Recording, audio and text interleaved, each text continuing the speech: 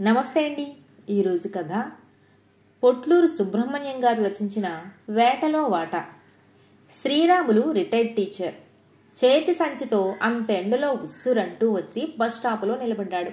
అక్కడ మరో 4 యువకులు నిలబడి ఉన్నారు. వాళ్ళు ఉన్నవాళ్ళు ఉండకుండా రోడ్డు మీద పోయే అమ్మాయిల్ని ఏడిపిస్తున్నారు. అబ్బా చూడరా భువనైక సుందరి అన్నాడొకడు. మిగతా వాళ్ళంతా నవ్వారు. రోడ్డు మీద పోతున్న ఒక అమ్మాయి నల్లగా లావుగా అందవిహీనంగా ఉంది. ఆమె అందాన్ని గేలి చేస్తూ అతను అలా అన్నాడు.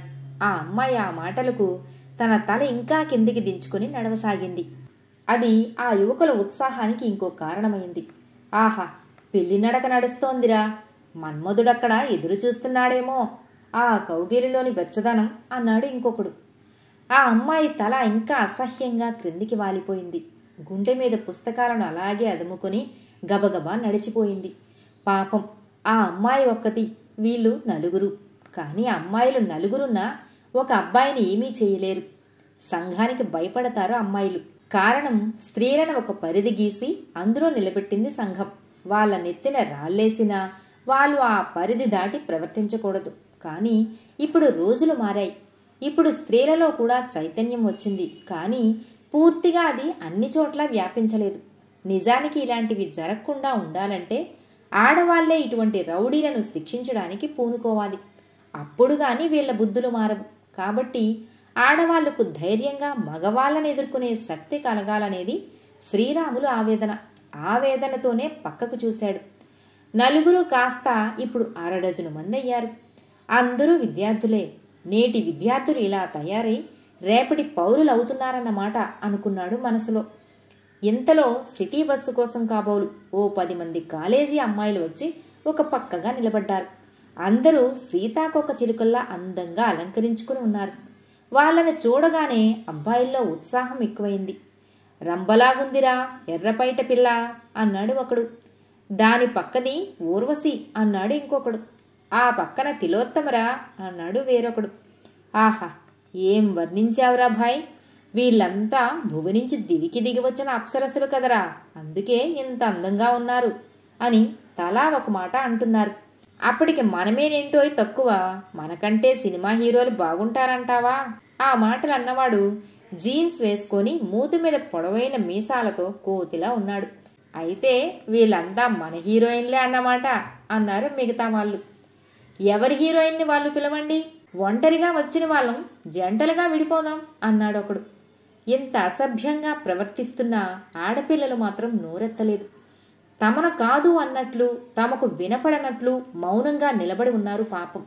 నోరెత్తితే అబ్బాయిలు మరింత రెచ్చిపోతారని భయం. కానీ వాళ్ళు క్షణక్షణానికి పేట్రేగిపోతున్నారు. దానికి తగ్గట్టు బస్సు కూడా ఇంకా రాలేదు.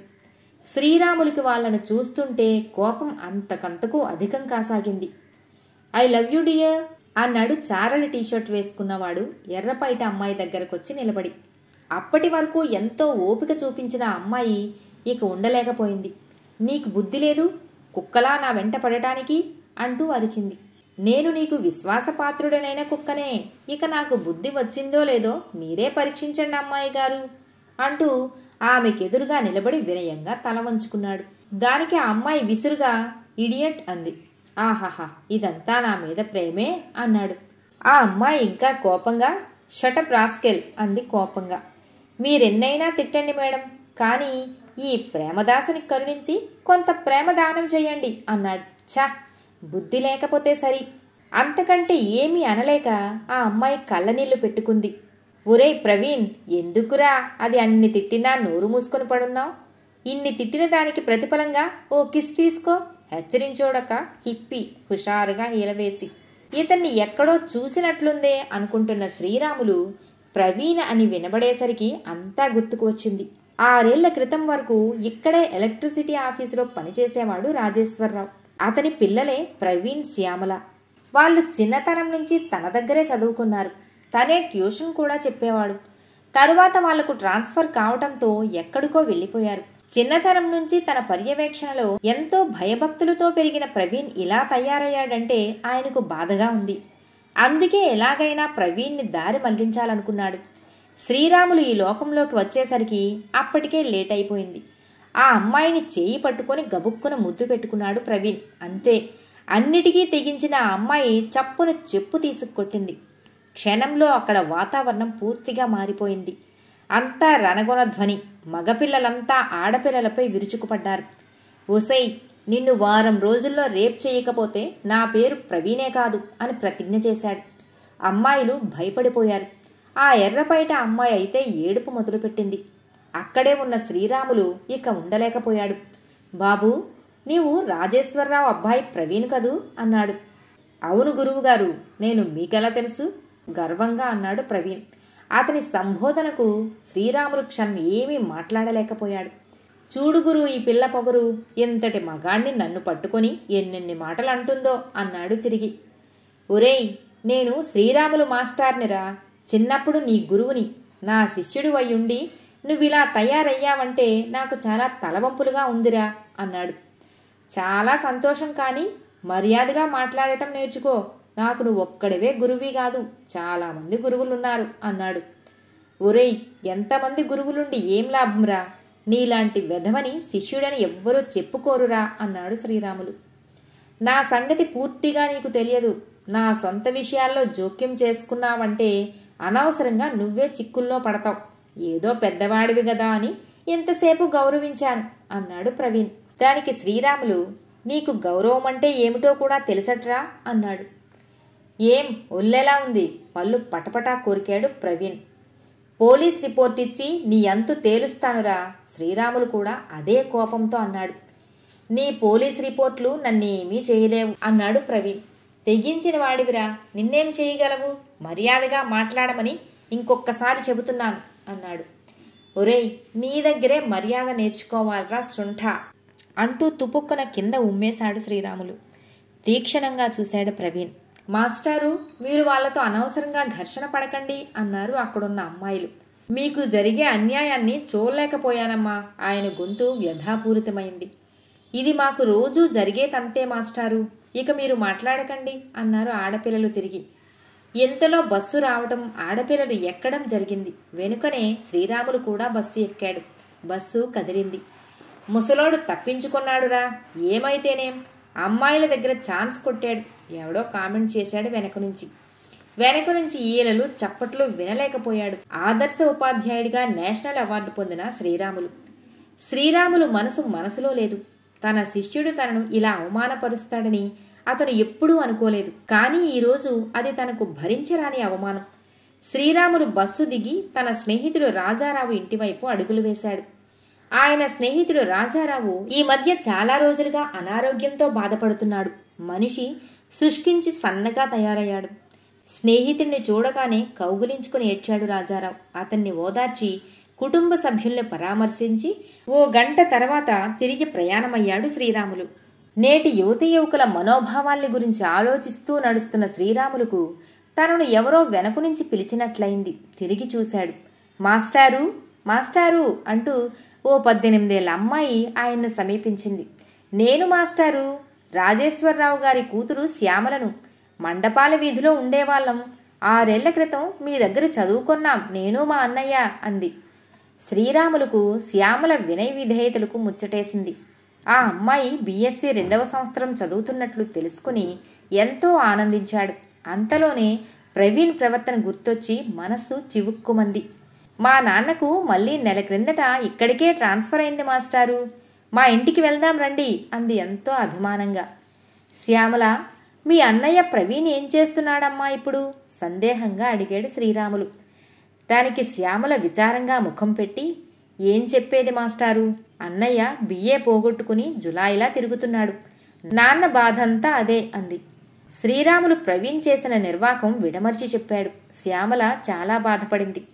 అన్నయ్య ఇలా చెడిపోతున్నాడనే మా దిగులంతా అని కన్నీళ్లు పెట్టుకుని అంది. ఇంతలో కొంతమంది స్టూడెంట్స్ వాళ్ళ వెనకబడ్డారు. అరే, శ్యామలకి ఇదేం బుద్ధిరా, ఇంతమంది మనం ఉంటే ముసలోణ్ణి పట్టింది అన్నాడు ఒకడు. అవునరా, పడుచు పిల్లలు ముసలి వాళ్ళంటేనే పడిచేస్తున్నారు, వాళ్ళ నిదానం మనకుండదుగా అన్నాడు ఇంకొకడు. చూడరా, ముసలాడికి కోపం వస్తుందేమో అన్నాడు. కోపం దేనికి? వింటున్న శ్రీరాములకి చాలా కోపం వచ్చింది. ఎక్కడికి పోయినా ఇదే గొడవ. కోపంతో ఒరేయ్, బుద్ధుందట్రా మీకు? చదువుతున్నారు దేనికిరా? మీకంటే పశువులు మేపుకునే వాళ్ళు నయంరా ఆగ్రహంగా అరిచాడు.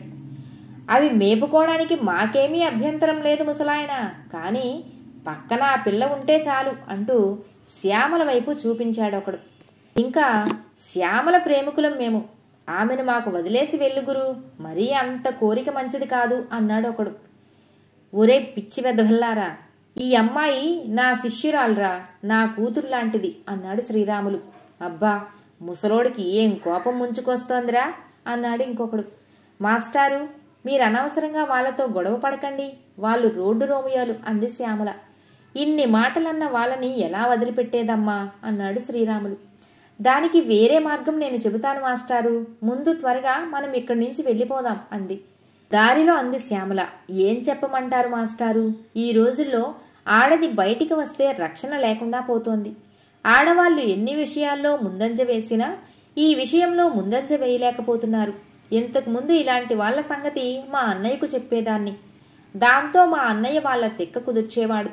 కానీ ఈరోజు తెలిసిందేమిటంటే మా అన్నయ్యకు కూడా ఈ ఆడపిల్లల వేటలో వాటా ఉందని. ఇదొక చక్రం, ఒకడి చెల్లెలు ఇంకొకడి కంటికి రంభలా కనిపిస్తుంది.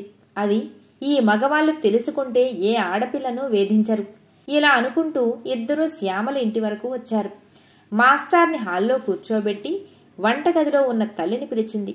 ఆమె వస్తూనే శ్రీరాములకు నమస్కారం పెట్టి కుశల ప్రశ్నలు వేసింది. ఇంతలో అన్నయ్య వస్తున్నట్లు గమనించిన శ్యామల వరండాలో నిలబడి ప్రవీణ్ దగ్గరకు రాగానే తనను ఈరోజు అవమానపరిచిన వాళ్ళ సంగతి చెప్పింది. ఆహా, అయితే వాడెవడో నాకు తెలుసు. నారాయణరావు అన్నమాట వాడు, గాడిద కొడుకు. ఎవరనుకున్నాడు వాడు? నా చెల్లెల్లే అవమానపరుస్తాడా వాడు? ఇల్లు అదిరిపోయేటట్లు రంకెలు వేశాడు ప్రవీణ్. తర్వాత, చెల్లి చూస్తూండు, ఉదయానికల్లా వాడు నీ కాళ్ల మీద పడి క్షమాపణ కోరేట్లు చెయ్యకపోతే నా పేరు ప్రవీణ్ కాదు అంటూ ఇంట్లోకి నడిచాడు. ఎదురుగా శ్రీరాములు. అవాక్కైపోయాడు ప్రవీణ్. బాబు ప్రవీణ్, నీ చెల్లెలైతే ఒకటి, వేరొకరైతే మరొకటినా అన్నాడు శ్రీరాములు. ఆయన మాటలకు ప్రవీణ్ ముఖం నల్లగా మాడిపోయింది. చెల్లె ముందు తను ఇలా తల వంచుకోవాల్సి వస్తుందని అతడు ఏనాడు అనుకుని ఉండలేదు. ప్రవీణ్, ఒకటి మాత్రం గుర్తుంచుకో, లేకపోతే జీవితాంతం బాధపడతావు. నీ చెల్లెలు తప్ప మిగతా ఆడపిల్లలంతా నీతి నియమాలు లేని వాళ్ళనుకోకు. నీ చెల్లెలంటే నీకెంత గౌరవమో మిగతా ఆడపిల్లలకు కూడా వాళ్ళిళ్లల్లో అంత గౌరవం ఉందని తెలుసుకో. నీ చెల్లెల్ని నువ్వెలా గౌరవిస్తున్నావో అలాగే మిగతా ఆడపిల్లల్ని కూడా గౌరవించటం నేర్చుకో. ఇలా అందరూ చేసిన నాడే ఆడపిల్లలకు వేధింపులుండవు. ముందు నీ వరకు నీవు ఆడపిల్లల్ని వేధించనని మాటివ్వు అన్నాడు. అప్పుడే ఆఫీస్ నుంచి వచ్చిన అతని తండ్రి శ్రీరాములు మాటల్ని ఆశ్చర్యంగా వింటుంటే వంటగదిలోంచి వచ్చిన ఆయన భార్య కుమార్తె ద్వారా ప్రవీణ్ నిర్వాకం విని కొడుకు వైపు అసహ్యంగా చూడసాగాడు రాజేశ్వరరావు. ప్రవీణ్ తూటాల్లా ఉన్న అందరి చూపుల్ని భరించలేకపోయాడు. రెండు చేతులెత్తి శ్రీరాములు గారికి నమస్కారం పెడుతూ, సార్, తప్పైపోయింది, క్షమించండి, ఇంకెప్పుడు ఏ ఆడపిల్లను కించపరచను అన్నాడు. ఆడపిల్లల్ని వేటాడే ఆటలో తన వాటా వదులుకొన్నట్లు అతని దీనమైన చూపులే చెబుతున్నాయి. కథ సమాప్తం.